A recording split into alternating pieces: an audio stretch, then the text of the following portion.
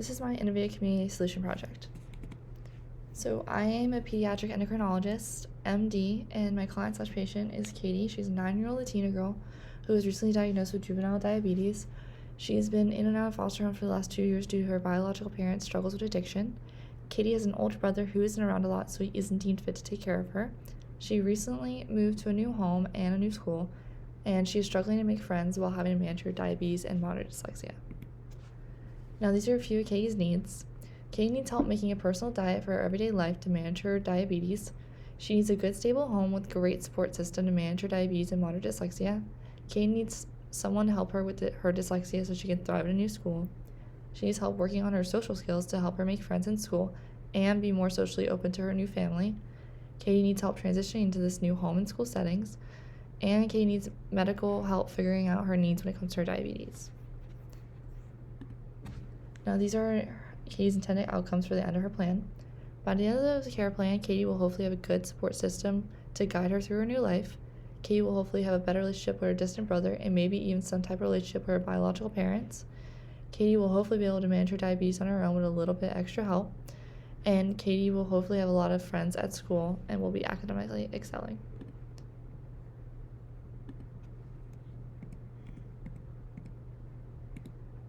Now, these are the main care goals and for Katie, and this is where I see Katie in 3 months, 6 months, 1 year, and 5 years from now after her care plan.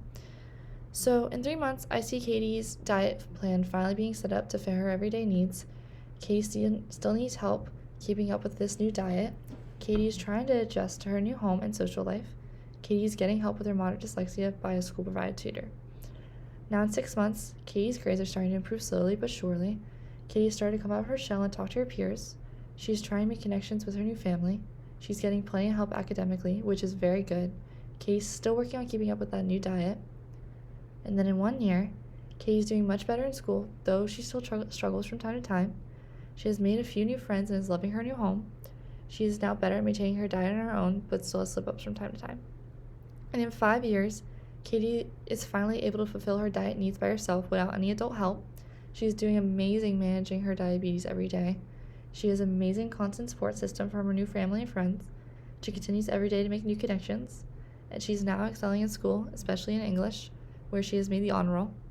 And Katie started a pair relationship with her brother and soon will be able to visit her biological parents if they are deemed fit to see her. Now, this is Katie's care team. It includes a medical professional with prescribing power, me, a pediatric endocrinologist, and then a social work professional, either in foster care social work or medical care social worker, and then a registered dietitian, who is a certified diabetes educator. Now, some background information on me and Katie's needs. Katie needs a medical professional with prescribing power to help her treat her diabetes. Katie needs a pediatric endocrinologist, which is what I am, and I specialize in dealing with children who have conditions affecting glands and hormones. In Katie's case, she has juvenile diabetes, so I am here to help her. In order for me to be a pediatric endocrinologist, I either needed to earn a Doctor of Medicine, MD, or a Doctor of Osteopathy, DO. And then on top of education requirements, I had to do at least a year of training, which I did an internship, and then an additional 2 to 6 years of residencies in pediatrics and endocrinology. And then this is my contribution to Katie's care plan. As a pediatric endocrinologist, I provide Katie with hands-on care to treat her juvenile diabetes. I can prescribe her insulin and medication to manage her diabetes. And then I can meet with her dietitian and help Katie set up a good diet to help with her diabetes. I can work with them to make her a daily meal schedule and things Katie should and shouldn't eat every day. And then I would usually have a small group of people help me treat Katie because I could not do it on my own. Now, Katie will also have a social work professional, and this is some background information on them. A social worker helps people deal with challenges they face in their lives. Some credentials for being a social worker include bachelor's and master's degree in social work, and then also prior experience and training. And then you would get your license for social work, and then finally your certifications for the profession. And the social worker would probably be either a foster care social worker, but they could also be a medical care social worker. And then these are the contributions that a social worker would give to Katie on her plan. If Katie's provided with either a foster care social worker or a medical social worker, they can help her create a foundation for her with a new family. They can also help her adjust to her new life. This can be a very emotional time for a child, so another support system is great for their lives. They can also help them with their schooling needs. And on the other hand, if Katie's provided with a medical social worker, they can help Katie stay on top of her diabetes management as she travels from different schools and different homes. It can also be a lot for kids to handle, so a social worker can help with all these things. The social worker can work with the dietitian and the MD to make sure Katie's staying on top of her diabetes as she travels from place to place. There will be many times where she's only seeing the social worker, so the social worker needs to prepare for medical difficulties Katie may face in her future endeavors. Usually a social worker is on their own so the child can focus on just their connection, although social workers can bring in outside parties like therapists to help Katie through these difficult times she may face. Then finally, final person on the care team is a registered dietitian.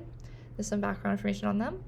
So Katie needs a registered dietitian to help her manage her juvenile diabetes. A registered dietitian is a healthcare professional who's an expert in the field of nutrition and dietetics. There are many different qualifications you need in order to become a registered dietitian, and these include first getting a bachelor's or master's degree in a food or nutrition related field, and then an internship or professional experience in the field is needed.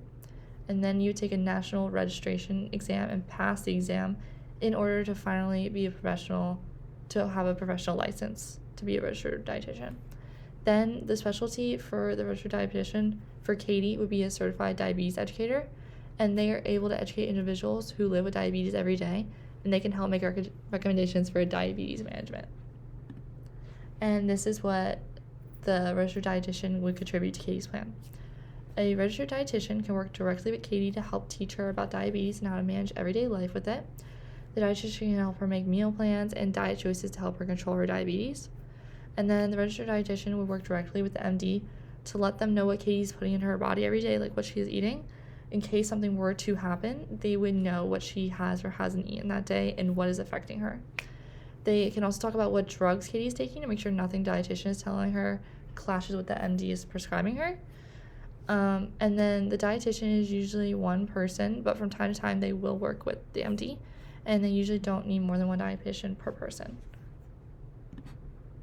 In conclusion, if Katie is provided with a good medical care and a good support system by her side, she will be able to surpass many obstacles in her life, and she will be able to manage her diabetes on her own, find a loving, supportive family and friends who can care for her, and she will academically succeed in school.